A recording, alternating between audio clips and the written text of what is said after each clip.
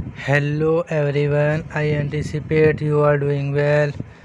Now we will move on the next lecture. Why there are four tense, which is not you not make a passive voice. You can't make a passive. ऐसे चार tense है जिसके आप passive voice नहीं बना सकते. वो चार टेंस कौन से हैं? There is no passive voice formation for these tenses: present perfect continuous tense, past perfect continuous tense, future perfect continuous tense, and future continuous tense. Just see these four tenses: present, past, future, and future continuous tense. There are four tenses. You can't make passive voice. So why, the reason behind that, and how to make, if you require or make to future continuous tense, if you need this tense in passive voice, then how to make this passive voice of these tenses. So let's go and let's start it. Now move on the reason. आपका देखिए ये present perfect tense continuous tense है, ठीक है. अब आप एक बात देखें, हैव बीन गोइंग, ठीक है. हैव बीन गोइंग, ये है future continuous tense. Have been future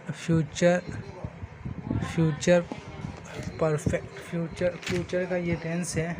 have been future perfect continuous tense, ये जो है फ्यूचर परफेक्ट कॉन्टीन्यूस टेंस है. ये जो है ना फ्यूचर परफेक्ट कॉन्टीन्यूस टेंस, ये जो है हैव बीन गोइंग जो है ना फ्यूचर परफेक्ट कॉन्टीन्यूस टेंस है. तो उसमें आप देखें कि हैव बीन आता है, हैव बीन गोइंग. ये एक देखें, यहाँ से आपको पता चल जाएगा बीन है, गोइंग है, फ्यूचर परफेक्ट कॉन्टीन्यूस टेंस है, आईएनजी है, कॉन्टीन्यूस टेंस है. अब देखिए, अब इसका पैसिव बना है हैव बीइंग गोन. आपको मालूम है परफेक्ट होता है फ्यूचर परफेक्ट, या कोई भी परफेक्ट होता है तो बीइंग आता है, ठीक है. अब यहाँ फाइनाइट वर्ब है, नॉन फाइनाइट. अब देखिए बीन और बीइंग भी नॉन फाइनाइट, दोनों नॉन फाइनाइट वर्ब रिपीट हो गई, यानी रिपीट हुई ना नॉन फाइनाइट वर्ब. जब रिपीट होती है तो आपको मालूम होगा कि ये जो है दो नॉन फाइनाइट वर्ब रिपीट नहीं होनी चाहिए, ठीक है, एक साथ. यानी ये रिपीट हो गई ना, बीइंग और बीइंग. ये बीइंग तो था, एक थी, कोई बात नहीं. दो फाइनाइट वर्ब ये रिपीट होगी, ये रिपीट नहीं होना. दो नॉन फाइनाइट वर्ब रिपीट हो गई, रिपीट नहीं होनी चाहिए. अब आपको यही नहीं मालूम तो फाइनाइट वर्ब क्या है, ठीक है, और नॉन फाइनाइट वर्ब क्या है. तो मैं बता देता हूँ कि देखो फाइनाइट वर्ब जो है ना, फाइनाइट वर्ब जो है जिसका नंबर पे और जो है टेंसेस पे जो है अफेक्टेड होता है. फाइनाइट वर्ब का क्या होता है, number of tenses, number and tense has affected, तो वो फाइनाइट वर्ब होती है. और number tenses has no affected, वो नॉन फाइनाइट वर्ब होती है. देखिए इसका कोई अफेक्ट नहीं होता नॉन फाइनाइट वर्ब का. देखिए एक एग्जांपल ले ले, सीधा मैं आपको समझा दूँ. देखिए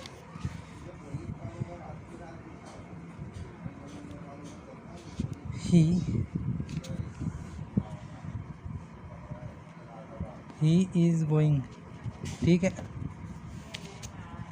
अब ये फाइनाइट वर्ब है, नॉन फाइनाइट, ठीक है.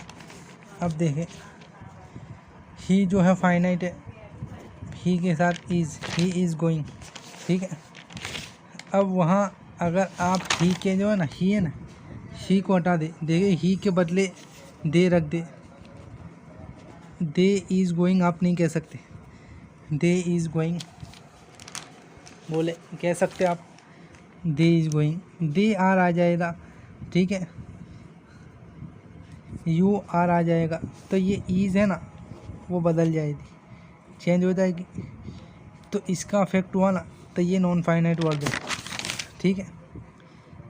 इसी तरीके से एक और एग्जांपल देखते हैं, देखें, सी हैज़ गोन, ठीक है, सी हैज़ गोन, इसमें ये फाइनाइट है, नॉन फाइनाइट है, नॉन फाइनाइट है, ठीक है।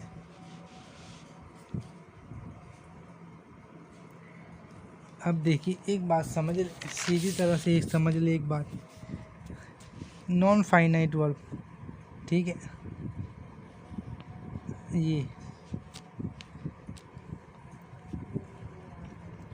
ये सी है, सी हैज़ गोन, ये फाइनाइट है। अब फाइनाइट देखें, ये फाइनाइट अफेक्टेड होती है बाय नंबर एंड टेंस, ठीक है। ये कौन सा टेंस है, सी हैज़ गोन, ये प्रेजेंट परफेक्ट टेंस है, सी हैज़ गोन, ठीक है। अब देखिए सी है ना, अब उसको हमें, ये प्रेजेंट परफेक्ट कॉन्टिन्यूस टेंस है, इसको हटा दे। अब इसको मैं यूँ लिखूँगा ना, सी इज़ गोइंग, ठीक है। अब सी के साथ ई आ गया, ये टेंस बदल गया ना, टेंस बदला, ये बदली, ठीक है। अब देखिए सी तो फाइनाइट है, क्योंकि टेंस बदला, अफेक्टेड हुआ ना। अब देखिए यहाँ आप यू लगा दे, यू आर गोइंग, यू जो है, यू के साथ यू इज़ नहीं आता, यू आर आएगा। तो ये जो है ना फाइनाइट और नॉन फाइनाइट का वर्ब का डिफरेंस जो है ना वो इतना ही है कि टेंस बदलता है या नंबर बदलता है, तो जिसको अफेक्ट हुआ ना, टेंस बदलेगा, टेंस समझ रहे हैं ना, 12 टेंस है, प्रेजेंट, पास्ट, फ्यूचर, ठीक है, उसके सब टाइप से 12 टेंसेस के वीडियोस अवेलेबल हैं। अगर टेंस बदलेगा तो अफेक्ट होगा, टेंस नहीं बदलेगा, टेंस नहीं बदलेगा, अफेक्ट नहीं होगा। टेंस अगर बदलता है तो जिस पे अफेक्ट होगा तो वो फाइनाइट,